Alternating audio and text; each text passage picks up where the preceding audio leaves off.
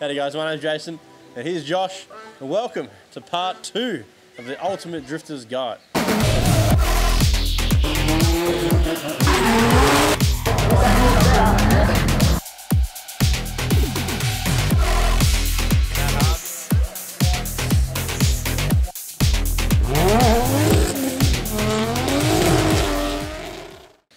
This episode, we're going through how to do a donut.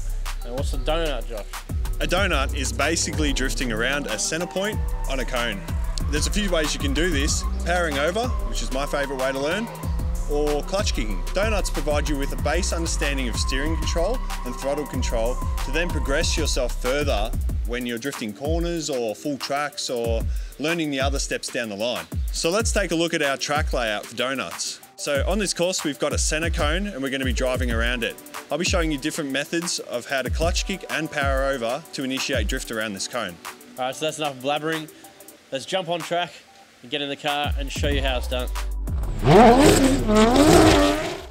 Okay, before we go into anything, we need to understand what understeer and oversteer are. I'm going to give you an example of what understeer is. Understeer is basically when the car is traveling too far for the grip of the front tyres. You're trying to turn in, therefore the front tyres lose traction and you actually get a front sliding motion.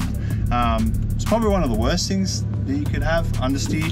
Oversteer, on the other hand, oversteer is actually sort of where drift was born from. Oversteer is when, instead of the front sliding, the rear slides. So you're turning into a corner at a reasonable pace and the rear tyres cannot keep up with the traction required to turn that corner. So what happens is your car falls into a motion of oversteer, kicking the rear end out. That's where drifting comes in. Once the rear end is out, you are applying counter steering. So we're going to show you an understeer example into our corner we've made up here on our course. So I'm coming in at speed and then I'm applying too much steering. So you can see, if you are too aggressive on your steering, you will get the front wheel sliding. You need to be quite nice and smooth and make your motions fluid and flowy. Your vehicle will not act the way you want it to if your inputs are too aggressive. Now we've got an example of an oversteer, which in nature is drifting. Once you have oversteer, you have the rear of the vehicle kicked out, you're applying countersteer. Countersteering is turning into that oversteer. So say the rear of my vehicle moves right around the left corner, I am steering with the rear of that vehicle to apply a drift. So we come into our corner here. So nice fluid motion, we will get oversteer. So we turn in.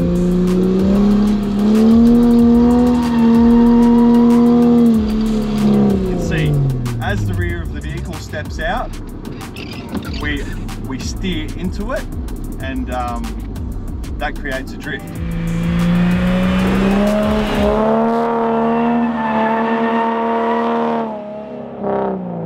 As I was saying, oversteering is naturally drifting, but only if you apply countersteering.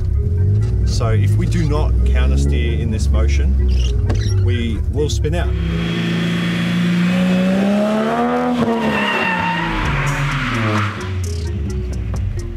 As you can see, oversteer, rear of the vehicle kicks out, we don't apply countersteer. Alright, so the first lesson we learn is donuts. So quite a simple little skill to learn.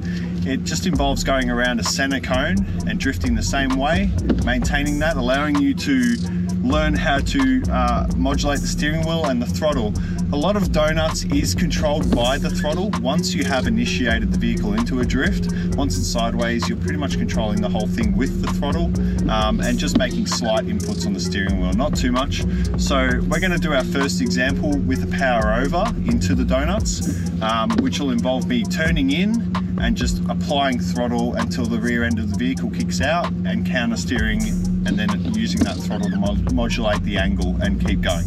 So we're going to approach, we've got our cones over here, we're going to approach and just turn in, just nice and slowly, apply throttle. As you can see, I'm not doing too many steering movements, I'm controlling this with my foot.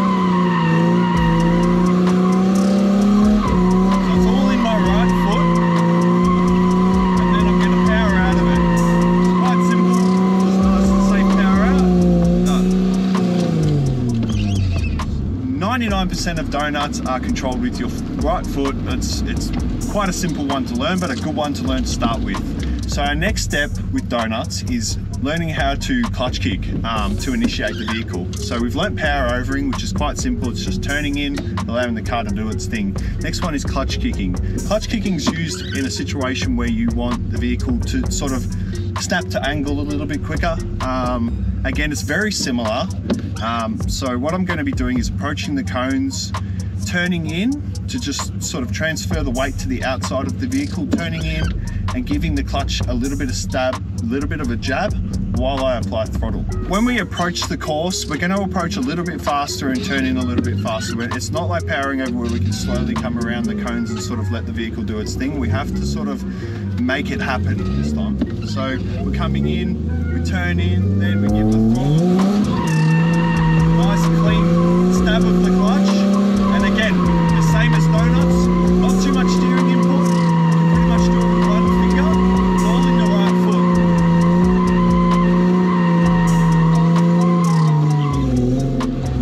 So if we enter the power over donut while applying too much steering or sort of not letting the vehicle do what it wants to do and reading it with your butt cheeks, you sort of feel what the car wants to do in a way. You feel when it kicks out and you adapt your steering movements, the angle of the car and what it wants to do. So we'll try to do an example. It's a little bit hard to explain on how to stuff up, but we'll do some donuts here where we put too much steering input in or put too much throttle input in. So as we go around, you can see we'll begin to kick out, and if I put too much steering input and don't let the car do what it wants to do, you'll basically spin out. You need to sort of let it do its thing. So if I don't let go here, you can see I'm not letting the steering do what it needs to do. So we're going back around again. I'll show you an example of what I mean. So I'm powering over, I'm letting the steering come back. So sort of, it's all in your right foot. You need to let the car do what it needs to do. If I apply too much throttle here, we're going to also insinuate a spin out. So at this point the car's happy. If I apply too much throttle, you're going to get something like this. So it's all about reading the situation, how much throttle you need, how the car feels, the right amount of just some light steering input. Bob's your uncle. So that's it, the donut. Now I'm going to keep telling you guys many times over this tutorial, and I'm sure Jason is as well, practice makes perfect. So I want to see you going round and around on those skid pan days and those practice days, maybe even keep a Reet day, to master that donut. That is the key fundamental to beginning a drift career. So we're going to see how Tom, our cameraman, goes with a donut. What do you reckon, Jace? You reckon he's going to do good? You're up, boy. You been lasting or what? You been lasting? I hope so, Tom. Alright, here we are, Tom Shepard cam. Hey! You're up, son. Let's see how we go. Start them basics. Let's try a donut, boy.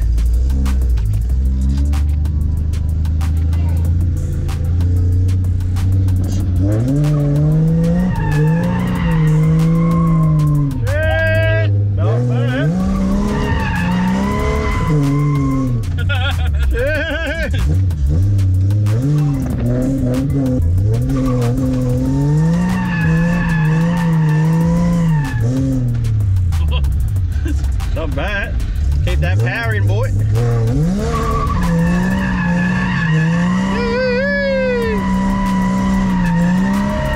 Professional. That's professional. Damn, son. Whoa!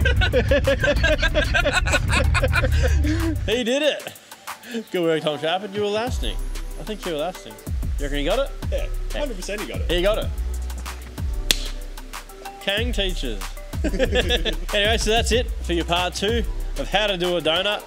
Next up, we've got figure eights. So we'll throw in transitions, and that's the next step of becoming the drift master. The ultimate drifter's guide. If you like this video, make sure you smash a like and subscribe. Now I've got the full playlist of the whole course ready for you. If you think we've gone a little bit too fast for you, you can also jump on our website, keepareet.com/drift guide, where we've got dot points of exactly how you become the drift master. Thanks for watching. You'll see you next time.